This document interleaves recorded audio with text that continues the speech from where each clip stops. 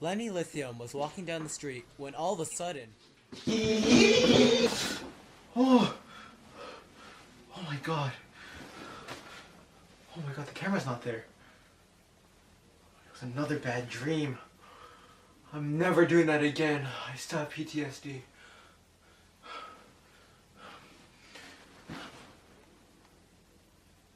Uh-oh. Alright. Withering Heights, page 1. 1801. I have just returned. Okay, I never liked this book anyways. Oh my goodness. Alright, guys. I don't know how I ended up back here, but if you recall last time I said I would talk about Henry Hydrogen. That's about it on Lenny Lithium. Tune in next week where we talk about Henry Hydrogen. But things have kind of gone astray. You see, Henry and his wife Hermione, they were the diatomic duo. Keyword were. Screw you, Hermione. Yeah, he's doing fine. Don't worry about him. Thanks for all your questions, though. He's great. He's great. But we do have a more optimistic story that we can cover, and well, let's let Yousif take the cover. Take it away, Yousif. Yes, I'm on the last level of the game.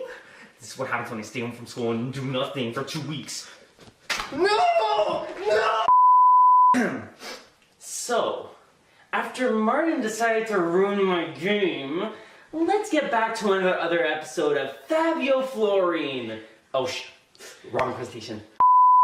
And welcome back to another episode of Fabio Florine. Hey guys, I'm back. No! So, ladies and gentlemen, presenting the Polar Trio, Henry, Hermione, and Olaf, also known as H2O. Hey. This trio is known to have many different names, those of which include Dasani, Nestle, Kirkland Signature, Aquafina, Voss, Fiji, Evian, Ghost Pea, and No Name Brand.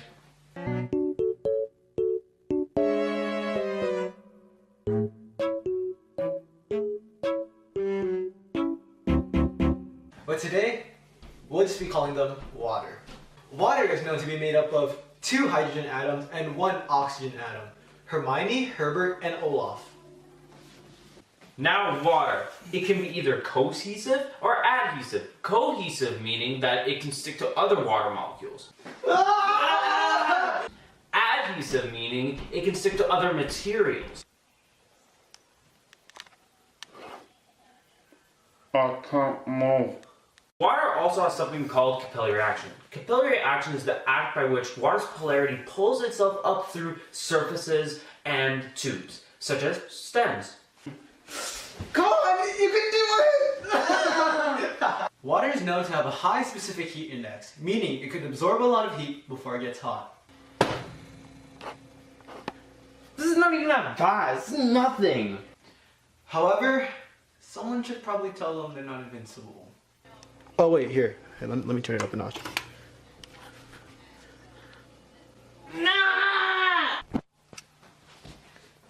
Now, you've probably been hearing about this term polar this whole time in the video, but we never really explained what it actually is.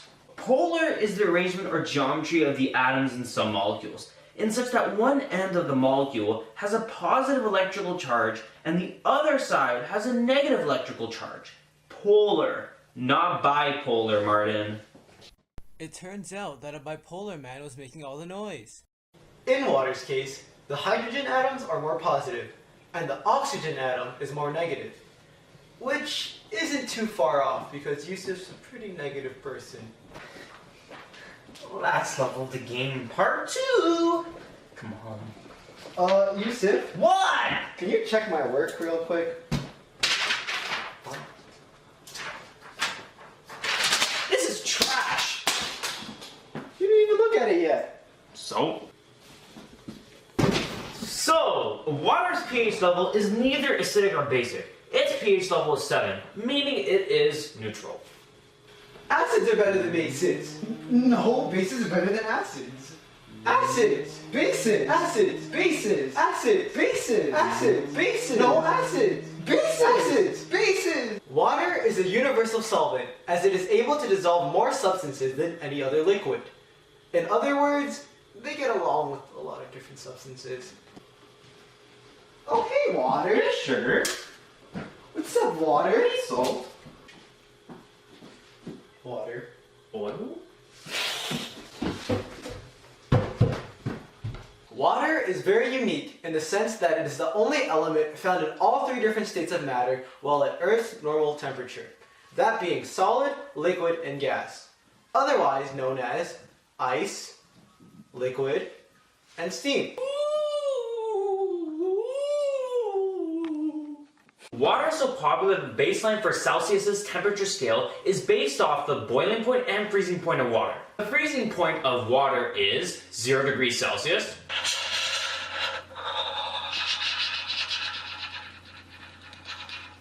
And the boiling point for water is 100 degrees Celsius.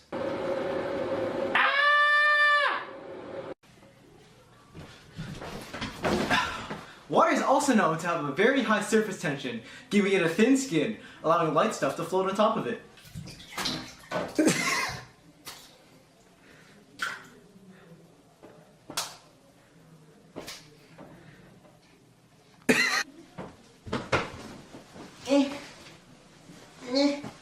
Okay, now all that boring stuff about water is over. Let's pass it on to our news department.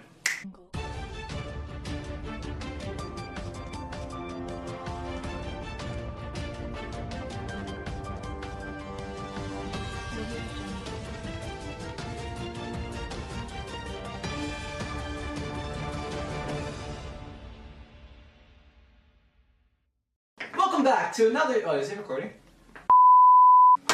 Thank you, Yousif. Welcome back to another segment of Martin and Yousif News, otherwise known as MY News, also known as My News. Following up on our previous station's stellar introduction to water, today's topic will be on water. Very surprising. Anyways, today's topic is very heavily and negatively impacting our agriculture today. That being acid rain. Take it away, Dr. Martin. Acid rain may sound like a science fictional concept, where everyone gets burned alive. In reality, acid rain is a very real issue, affecting the agricultural field of our world. Many individuals may say, why not just water all your plants yourself?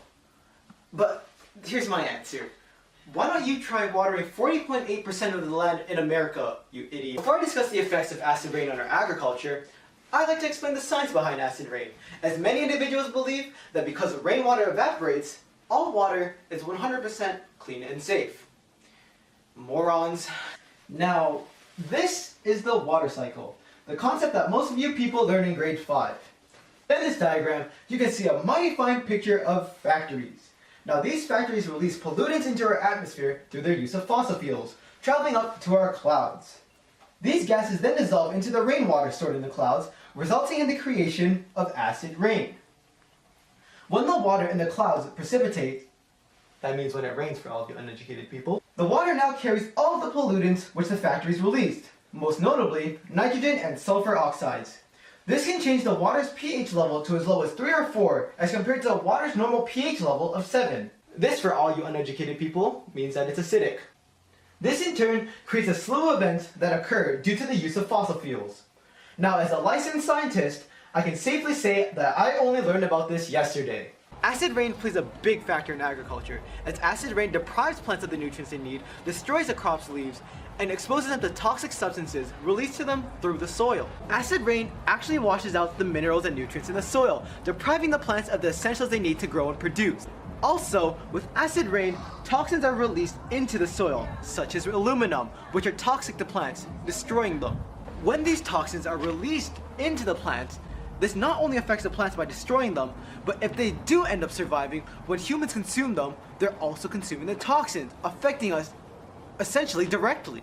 Acid rain has been a known issue for a while in the agricultural sector. Many actions are being taken to try to improve the effects of acid rain on our industry. Many farmers add fertilizers to their soils to try to make up for the loss of nutrients and minerals. This in turn gives the plants the necessary nutrients and minerals that they need to grow and produce. Farmers have started to add limestone to their soils. They crush it and add it to their soils due to the fact that this is an alkaline material. This in turn allows the acid rain to react with this limestone, rather than having it seep into the soil, transferring to the plants, helping soil combat the acidity of the rain. Another indirect method of dealing with acid rain is through the use of greenhouses. Greenhouses allow the user to control specific environmental factors that the plants grow in. This in turn shields them from the acid rain. Although greenhouses weren't made specifically to combat acid rain, they still do. I would show you a greenhouse, but I don't think I'm rich enough to have one in my backyard. So. Now, some of you may be asking, what's causing this acid rain that affects our agriculture so negatively? And the answer is, well, agriculture. Due to the world's population growing so drastically, the demand for food now is insane. This in turn results in human labor and human hands not being enough to fulfill the needs for the world.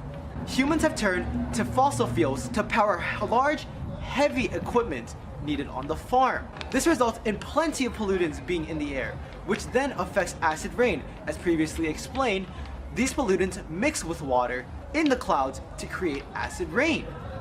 On top of the agricultural industry introducing all these acid rain pollutants into our atmosphere, the average civilian is also to blame for this cause.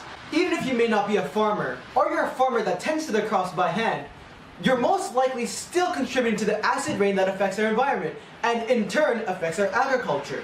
Whether it be the fossil fuels you use to fuel your car, or the fossil fuels the factories use to make the stuff you buy, you're still contributing to the acid rain problem that negatively impacts our agriculture.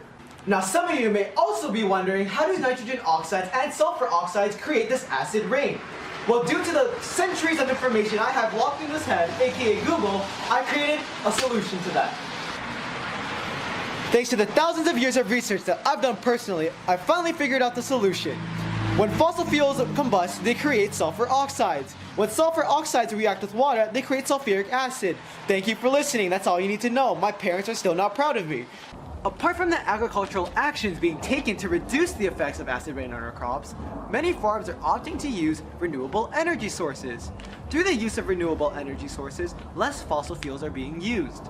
This in turn results in less pollutants being released into the atmosphere, which also in turn reduces the severity of acid rain, or rather reduces the severity the acid rain could get to.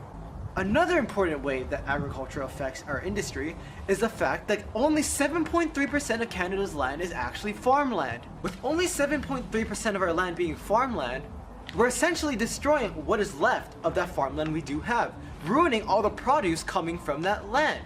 Other people may say that Canada isn't heavily affected by acid rain because only 7.3% of Canada's land is agriculture, but it does. This affects us directly as America is Canada's biggest and largest trading partner.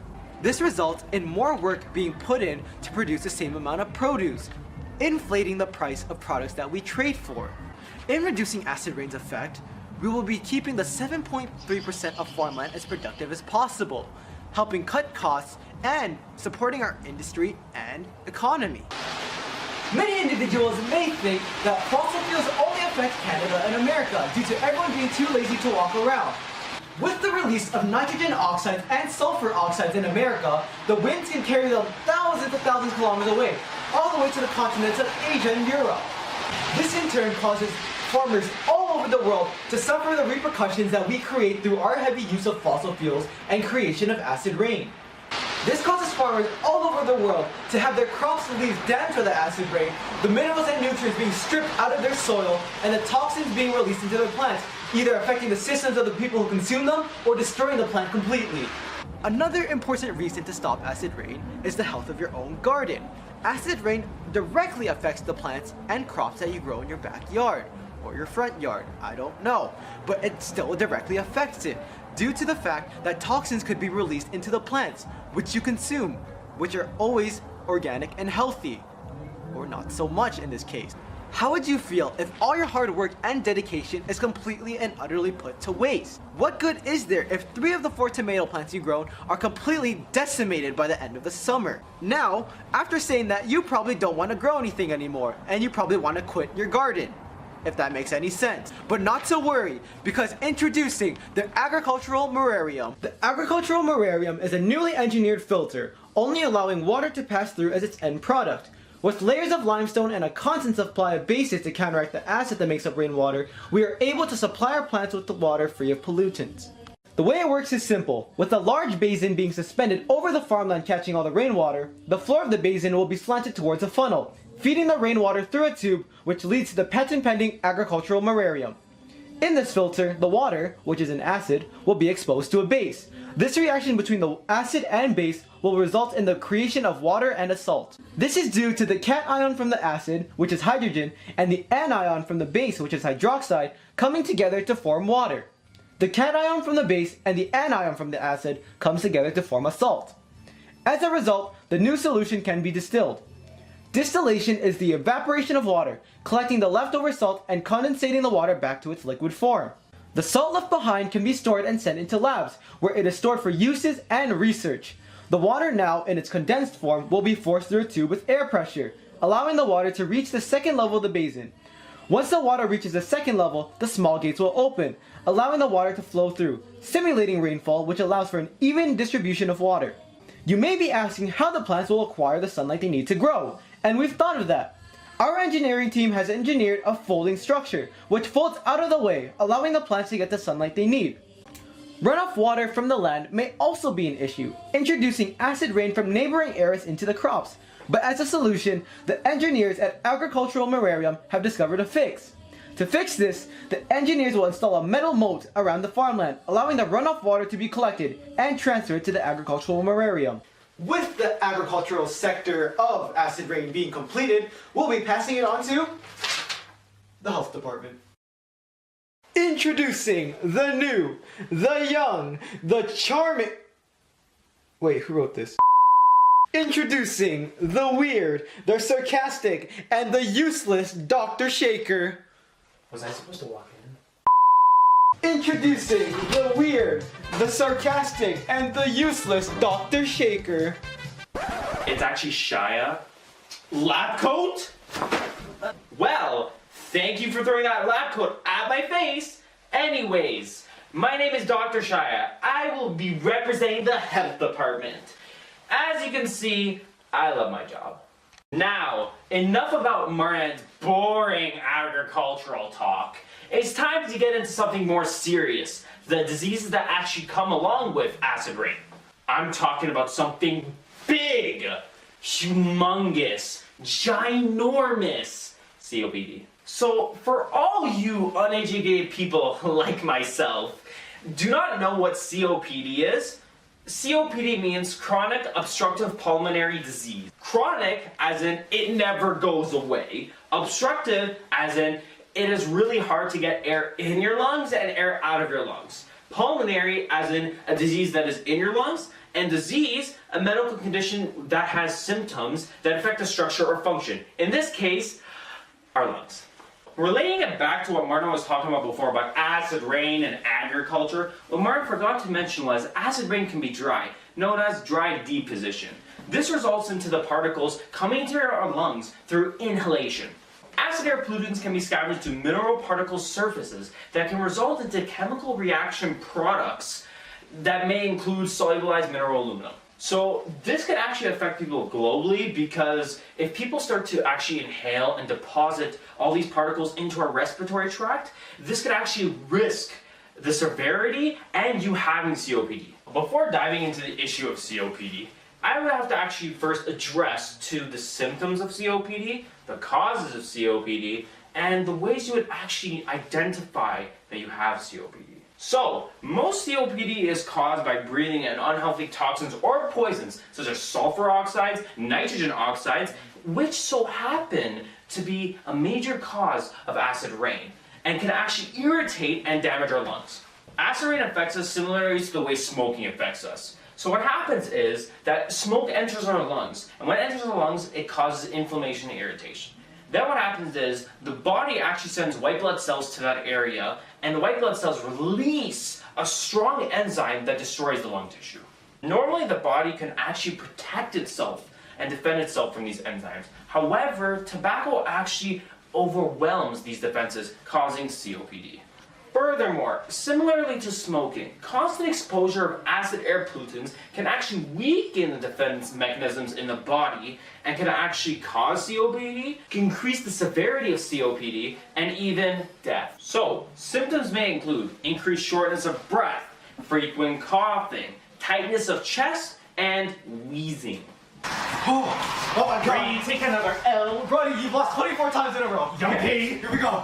3, 2, 1, go!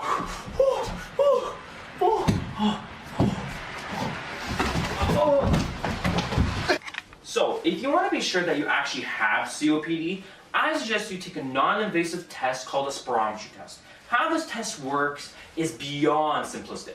You basically exhale the most amount of air in your lungs into a mouthpiece that is connected to a spirometer. Then what happens is that spirometer then calculates two numbers. The first number is the amount of air you blowed in to the mouthpiece in the first few seconds, and the second number also corresponds to the amount of air you blow out in the last few seconds. It is very, very important that you understand that since COPD is chronic, it doesn't go away. But that doesn't mean there are no treatments for it. There have been treatments that have been implemented to make COPD manageable in your life. So, some treatments may include things like oxygen therapy. This includes basically ensuring that you have the proper amount of oxygen in your blood. Second, you can actually go to a healthcare provider so they can prescribe you specific medication to control your symptoms for COPD, such as bronchodilators for COPD, which involves like a mixture of anti-inflammatories and bronchodilators, and also antibiotics. But you have to take a note that you have to inhale this type of medication, and also this medication must be taken daily. If you want to actually approach COPD in a more natural way instead of all this fancy-nancy type of treatment, you can do something more simplistic, such as exercising. Exercising can actually reduce your shortness of breath, and it'll enable you to actually accomplish your daily tasks without being out of breath so often. But to do this, you have to create a pulmonary rehabilitation program that is accustomed to your needs and that is more achievable to your goals. Everything I've listed already has been figured out, but now let's move on to ideas that have not even yet been discovered, something more abstract. An idea that will help cure this COPD, and obviously this will need a really high budget and technology we haven't even developed yet. How about anti-COPD nanobots? So how I think this will help us actually work towards curing COPD is as follows. So we get these robotic cells that will be designed and programmed using advanced technology to act like toxins, but also carry antitoxins such as killer B and T cells that are in a capsule and inserted within the nanobots. However, how this will work is it will enter our body by inhalation. What will happen is then they will be programmed to travel to the respiratory tract and to act as toxins when seeing other toxins, obviously. But once they are all in one pile mixed with the other toxins, the nanobots will take into action, okay? They will actually release a concentrated burst of killer B and T cells that will kill each toxin one by one effectively. However, right when the toxin is destroyed, so will the energy be used to destroy the toxin. This will eventually cause the COPD nanobot to self-destruct, but no harm will be caused to the body in this whole process.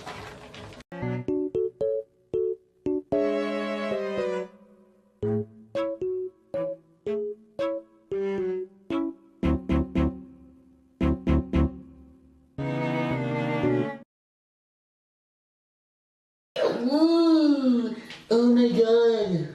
Let me lock this thing. Oh my god. Oh my god. Alright, are you comfortable? Yeah. Wait a minute. Yeah. I didn't even have to record all that. Because that was gonna be a voiceover. Me just throwing stuff on you. Oh well. Well, don't tell me I didn't do this for nothing. No, not you. I did that for nothing. Okay. I'm so wet right now. And this proves why water is wet. Okay, wait, let me just Put your face in the water.